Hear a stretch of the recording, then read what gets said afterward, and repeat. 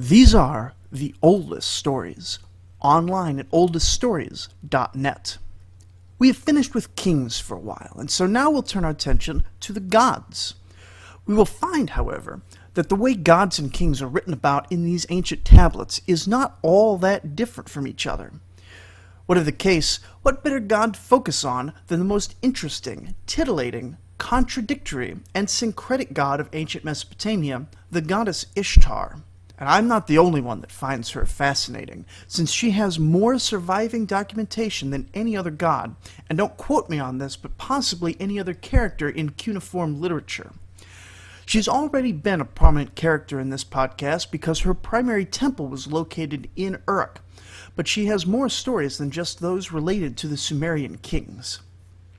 Ishtar is a goddess that gets around, both in her aspect as a god of love and desire, but also as an incredibly popular cult figure, arising as the goddess Inanna, and in fact that is almost certainly the name Gilgamesh himself would have used to refer to her, and branching out into Phoenicia under the name Ashtoreth, affecting the later cult of Aphrodite, getting a few disparaging mentions in the Old Testament, and even being mentioned as a going concern among Mesopotamian communities as late as the 10th century AD, as in all the way to the European Middle Ages.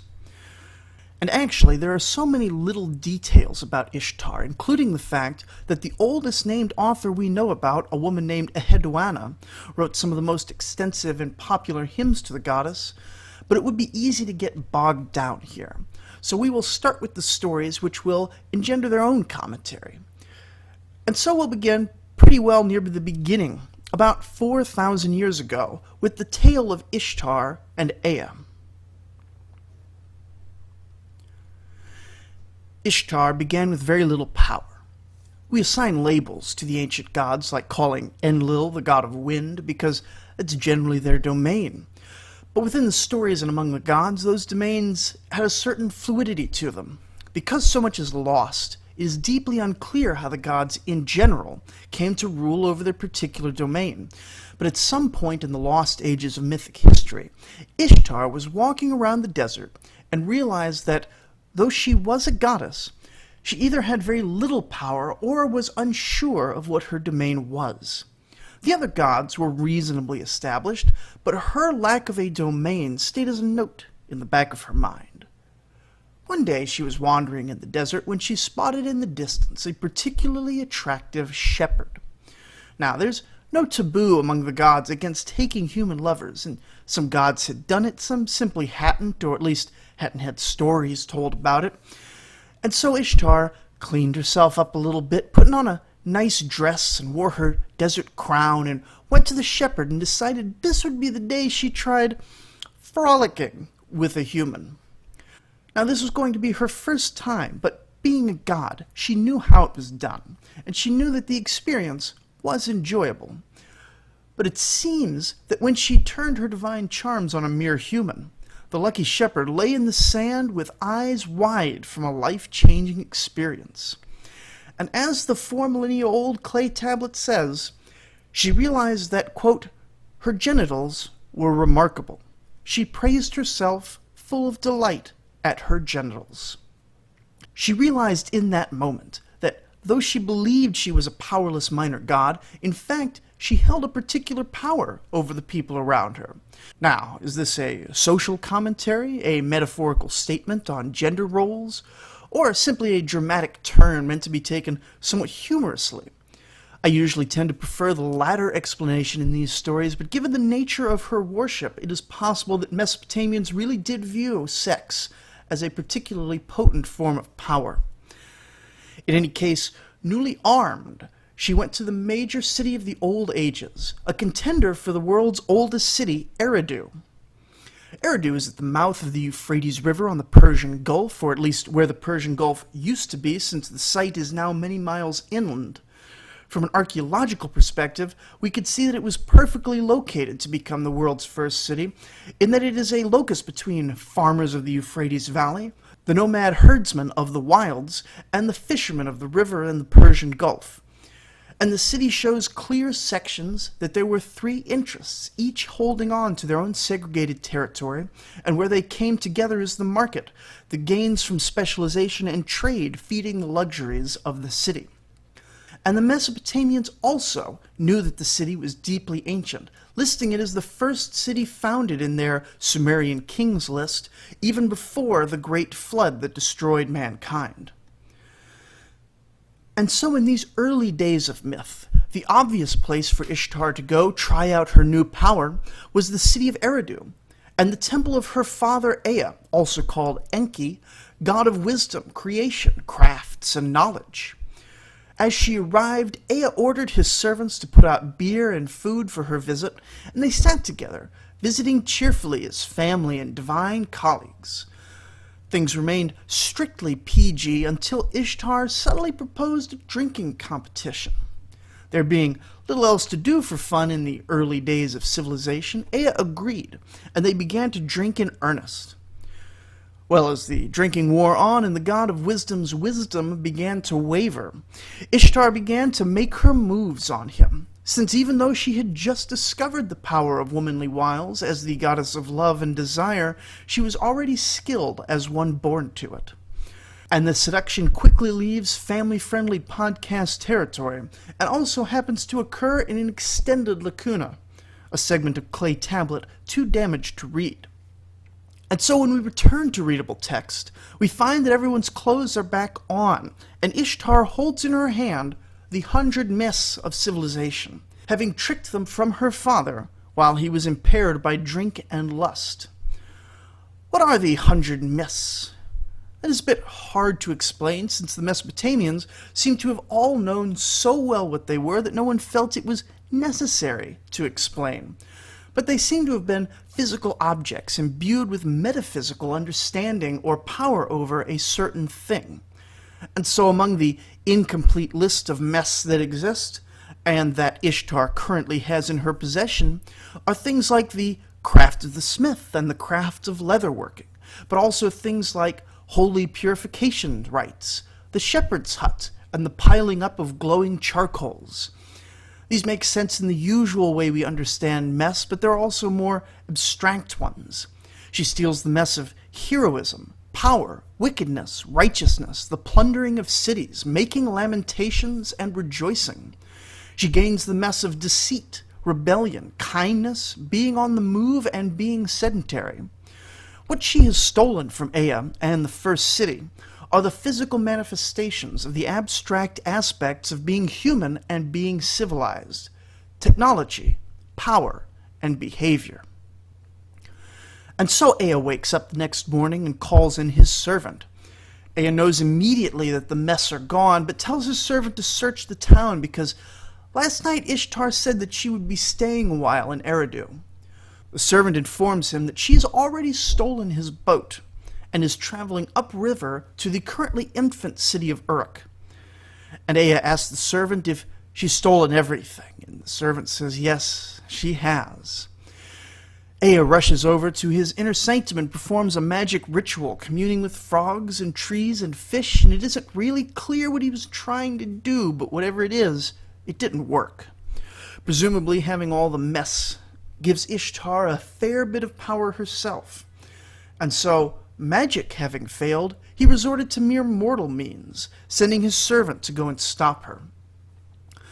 The boat is in the river at this point, but still within the city limits, and the servant is able to hop on board as it passes a quay. "My lady," he says to the goddess, "your father Ea has sent me. He has some very serious words for you, very serious indeed. Your father is an important senior god, and his words cannot be countermanded. He says, you may travel to Uruk if you wish. You don't need to stay in Eridu as you promised, but you must turn over the boat of heaven and its cargo of mess to me immediately." "How could you do this?" Ishtar complained. "How could he make a vow to me on his power and his sacred waters, and then just send you to prove his words false? Did he intend to lie to me last night when he gave me all these things, or is he just an oath breaker now?" But the servant had clearly never intended to convince her to hand over what she had stolen voluntarily. And as she continues her diatribe, an army attacks the boat. Giants wade into the water while temple servants who crewed the boat are roused to rebel against Ishtar's command. Mermaids and giant fish swirl around the waters, and the elite soldiers of the city of Eridu are deployed to close the canal of Surungal, which lays upriver. Ishtar stands at the prow of the ship, regally dripping with seductive majesty, as the creatures of land and sea rebel against her to take the boat back to her father Ea. She glares at them with disgust and stands glorious and still as a statue, until she raises a single arm, her hand open to cast her power out as a beacon. She calls to Ninshibur, her personal attendant, who flies in from wherever she was, and lands by her mistress's side.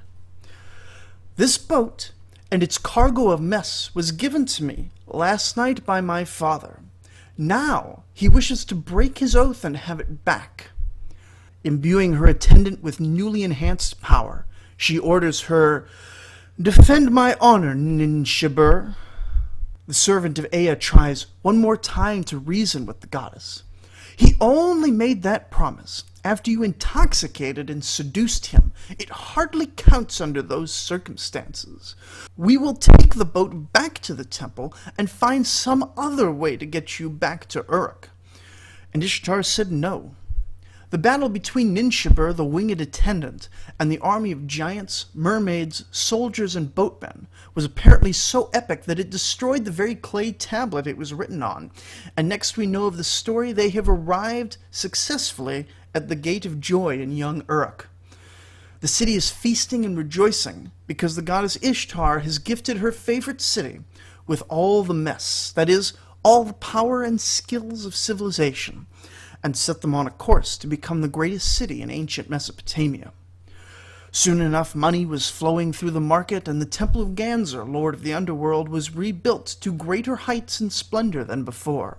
The city of Eridu was gradually eclipsed, already well past its prime by around 2000 BCE, when the one copy of this story we still possess was written. Uruk, of course, would subsequently use the mess and its own divine and natural blessings to become the first largest city in history. But Ishtar isn't satisfied yet. The people of Uruk love her, and she loves Uruk, but as of yet she has no place on earth. Having become smitten with ambition, she decides that nowhere but the greatest city will satisfy her, and nothing but the largest temple in that city will suit her grand desires. But it turns out that early in history, the best temple in Uruk belonged to the god An, who is the father of gods and master of the heavens, the supreme deity of the pantheon. As an aside, this is what it says in the story, although other stories and our limited historical understanding suggest that the greatest temple in Uruk actually always belonged to Ishtar. But this story is part of Ishtar gaining power, and so she decides to steal the greatest temple in the greatest city from An, the greatest of the gods. In any case, the first thing she does is go to An and ask for him to hand over his temple. Pretty please. An says no, but she isn't finished yet. She proposes that, the matter concluded, we should have a nice dinner with lots of beer and fine clothes. She has one trick at this point, and she turns to that trick, seducing her grandfather and plying him with heavier alcohol late into the night. And finally she cuddles up to him, like she had with her father Ea. And yes, all of this is a little bit gross, but family relationships mean a little bit less to the gods than they do to people. And she says in her softest, most lustful voice, having spent the night satisfying him, saying, "Grandfather, can I have the temple Anna?" No, my lust puppy, but you can have another round if you want. Heh, heh, heh, heh. Ishtar frowned and stood from the bed in a huff, Wrapping herself quickly, she walked with as much dignity and indignation as she could muster, and went to her brother Shamash. Now Shamash is the sun itself, and another protector of Uruk. She brings him into a quiet room and caresses his cheek and says, "Brother, I have set my mind to capturing the great heavens for myself. I want you to listen carefully." And before she even told him what she wanted, young and excitable Shamash is already swearing an oath by heaven and the rainbow that he will follow whatever she tells him to do. "Yes, listen, brother. I went to our grandfather, and I gave him a good time, and I let him kiss all over me, and even did the things we can write about in clay tablets, but not on the Apple Podcast app. But he still won't give me the Temple Eanna. But the heavens are ours, brother, and the earth is ours too, so listen to this plan and help me." And so they proceeded to scheme. And when the clay tablet picks back up again, Ishtar is in the swamp. Now even today there's a fair bit of marsh in modern-day Kuwait, but the region was less desert 4,000 years ago, and the marshlands were far more extensive, reaching much farther north up the two rivers than they do now. Ishtar's in the swamp and has commissioned a fisherman who seems hesitant about the whole enterprise but unwilling to disobey a goddess. She asks him to take her to a particular spot in the reed marsh near the Temple Eanna, but by a secret route. The fisherman says this is simply impossible because the winds won't blow a boat in that direction, but Ishtar waves him off and says she has it handled. Shamash the sun also has power over winds and blows the south wind to push the barge and the evil wind to poison the waters. With the waters poisoned, the temple cattle who grazed there caught sick, and On sent his herdsman Shulazada, a giant scorpion man and protector of the temple, to retrieve the sick cattle. And so he waves out into the reed swamp, his heavenly lasso in hand. Shamash blows another wind, and Ishtar bursts out from her hiding spot in the winds to cut off the scorpion's tail, then throws the stunned guardian down and ties him up with his own lasso. With the Temple Eanna undefended, she moves in to take it for herself. As soon as control of the temple transfers to the usurper goddess, An, senior-most god of the heavens, feels his power diminish. He cries out that without the temple, his power in the heavens will wane, and daytime itself will shorten until both day and night are equal. Apparently, in the mythic age, day was much longer than night, which seems inconvenient for people who live in such a hot climate, but anyway, An cries out that Ishtar has surpassed him in power, and captured a temple so great that all of humanity would worship at her feet instead of his. And indeed, the archaeologists find that An was very rarely worshipped directly in Mesopotamian society. The anthropological explanation is that An was the highest of the gods and simply too remote and important to bother with day-to-day prayers, while the ancient Sumerian explanation was apparently that he had lost his temple to the younger and more active gods and goddesses. We are on a lightning round today, having flowed from the tale of Ishtar and Ea to the tale of Ishtar and An. These are separate stories in the clay tablets, but I'm combining them since they do seem to chart a constant narrative. That narrative continues with the tale of Ishtar and Ebih, which opens with Ishtar as a goddess in full power and splendor, clad in terror and riding on great divine powers. And with all this power, she has gained a taste for gaining more power. And when her powers of lust won't get her what she wants, she also has power as a goddess of war. She's traveling the world now, launching expeditions from Uruk and returning drenched in blood after running around the great battlefields. She pacifies land after land with her beauty or her sword. Truly, she is at this point one of the most terrifying gods of the Sumerian pantheon and is developing an ego to match. And so one day she crosses the Lullaby Mountains into the land of Elam, and these are the Elamites from the Bible living in modern-day western Iran, and all fall before her might. And then past that she comes to the mountain Ebih. Now, there are some tall mountains in the Iranian highlands, But Ebih takes the cake, both massive and majestic. It wears its luxurious foliage like a green velvet cloak. It was too beautiful, too tall, and worst of all, when Ishtar approached it, it did not shrink itself down in due deference to the goddess. She glared at the geological formation, furious at the lack of respect, and so she announces that it is time for the game of Ishtar to be unleashed, that game, of course, being war. She gathers her army and equips them with battering rams and flaming arrows to burn the trees and knock down cliff faces.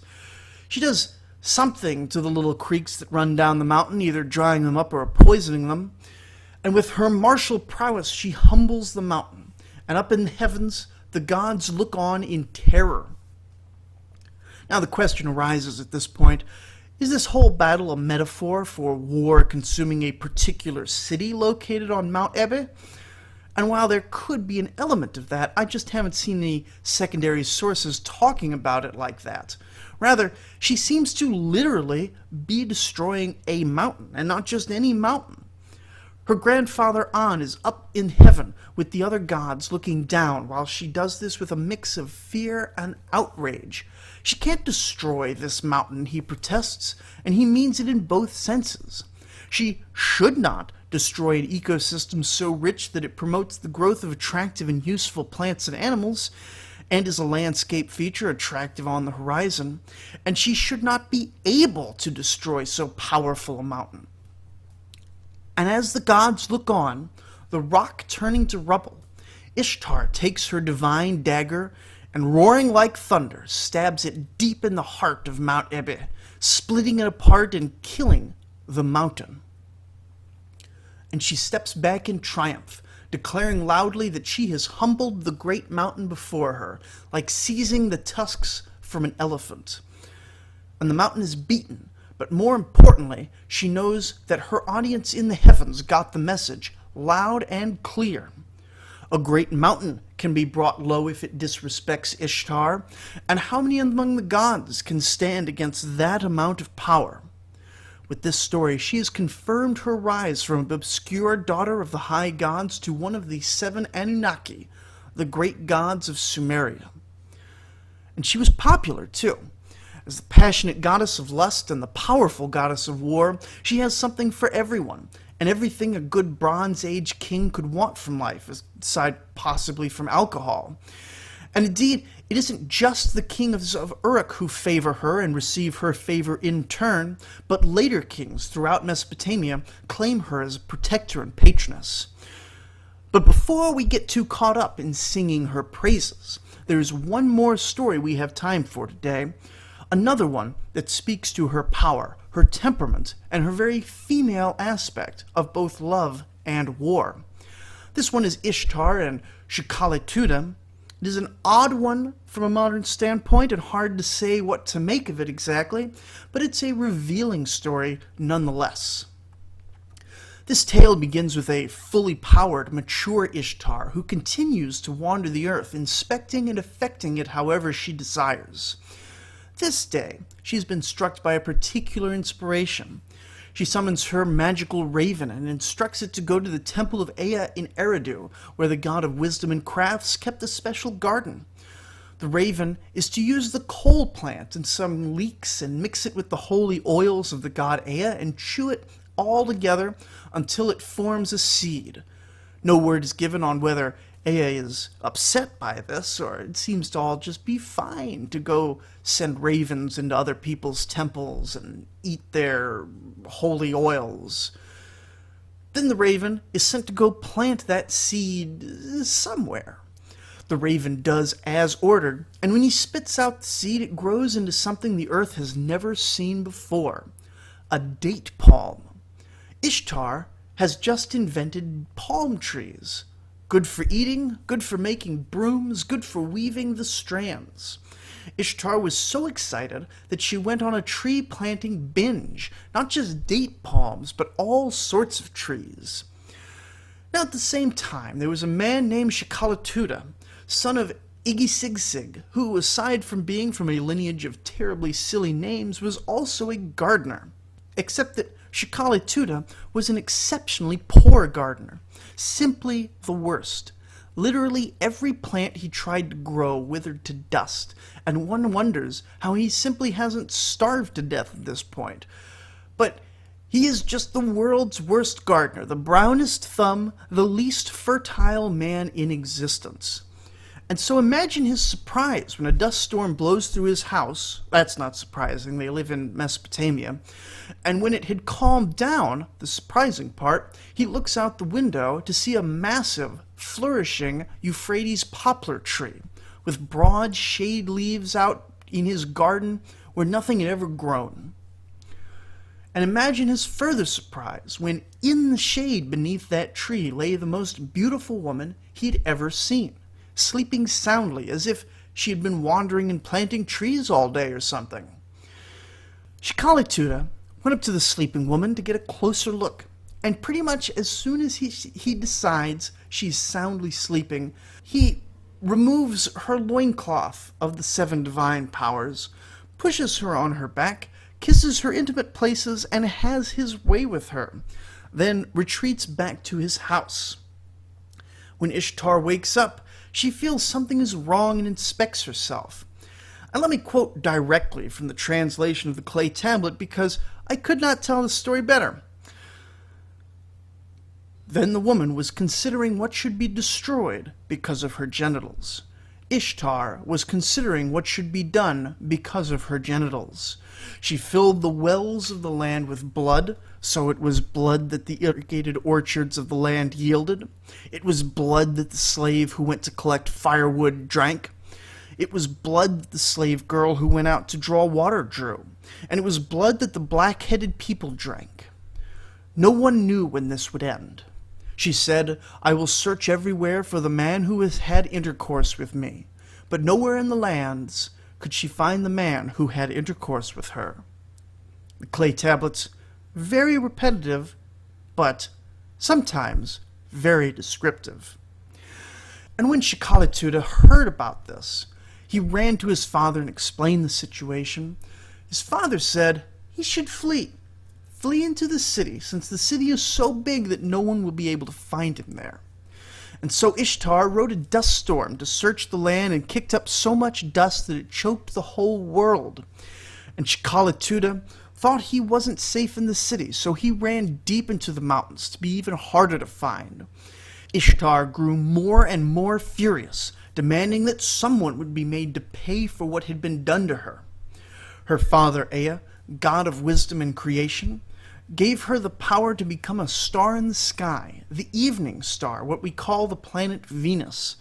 And from that high vantage point, Shakali-Tuditu saw her and shrank down into his little crevice in the mountains. But the jig was up.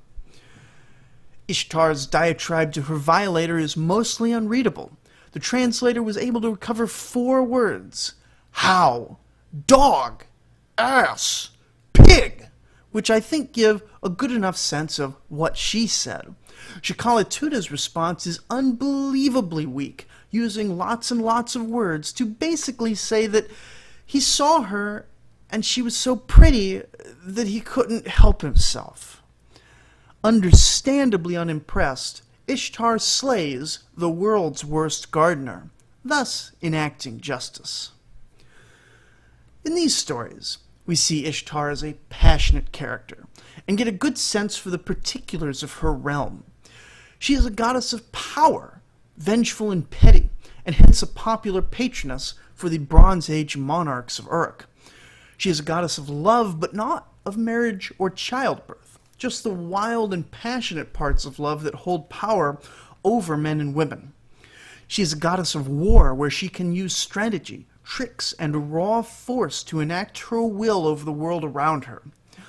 It's no wonder, then, that with such an interesting character and with such a useful sphere of influence, that she would remain a popular god long after much of the rest of the Mesopotamian pantheon had faded, with cults surviving even a few hundred years past the Islamic conquests.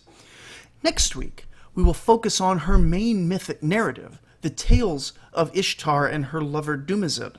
But before I go this week, I wanted to read for you a section of a hymn to Ishtar. Honestly, in this podcast I've been focusing on mythic accounts, but far and away the most common thing written down from 4,000 years ago appears to be religious hymns, prayers, and incantations. And even among the myths, large sections go off on tangents that are basically hymns to the glory of whatever god or hero is being discussed. And they're generally too repetitive and frankly boring and pointless to spend a whole episode on hymns. But I've selected one to give a little bit of flavor. This one is imaginatively entitled Inanna C, Inanna being the old Sumerian name for Ishtar, and is a particularly interesting hymn because it is the first work of any sort for whom we know the author, a woman named Eheduanna, the daughter of the great Sargon of Akkad, and so we can therefore date it very accurately to right around 2250 BCE. Remember here that the Anunnaki are the great gods of Sumer as opposed to the lesser Igigi gods. It opens like this. The great-hearted mistress, the impetuous lady, proud among the Anunnaki gods and preeminent in all the lands, the great daughter of Suen, exalted among the great princes, the magnificent lady who gathers up the divine powers of heaven and earth and rivals great An, is mightiest among the great gods. She makes their verdicts final. The Anunnaki gods crawl before her august word, whose course she does not let An know. He dare not proceed against her command. She changes her own action, and no one knows how it will occur. She makes perfect the great divine powers. She holds a shepherd's crook, and she is their magnificent preeminent one. She is a huge shackle clamping down upon the gods of the land. Her awesomeness covers the great mountains and levels the roads. At her loud cries, the gods of the land become scared. Her roaring makes the Anunnaki gods tremble like a solitary reed. At her rumbling, they hide altogether. Without Inanna, great An makes no decisions, and Enlil determines no destinies. Who opposes the mistress who raises her head and is supreme over the mountains? Wherever she goes, cities become ruined mounds and haunted places, and shrines become wasteland. When her wrath makes people tremble, the burning sensation and distress she causes are like an Ulu demon ensnaring a man. She stirs confusion and chaos against those who are disobedient to her, speeding carnage and inciting the devastating flood, clothed in terrifying radiance. It is her game to speed conflict and battle, untiring, strapping on her sandals. Clothed in a furious storm, a whirlwind, she wears also the garment of ladyship. They proclaim your magnificence. You are the lady highest. An and Enlil have determined a great destiny for you throughout the entire universe. They have bestowed upon you ladyship in the assembly chamber.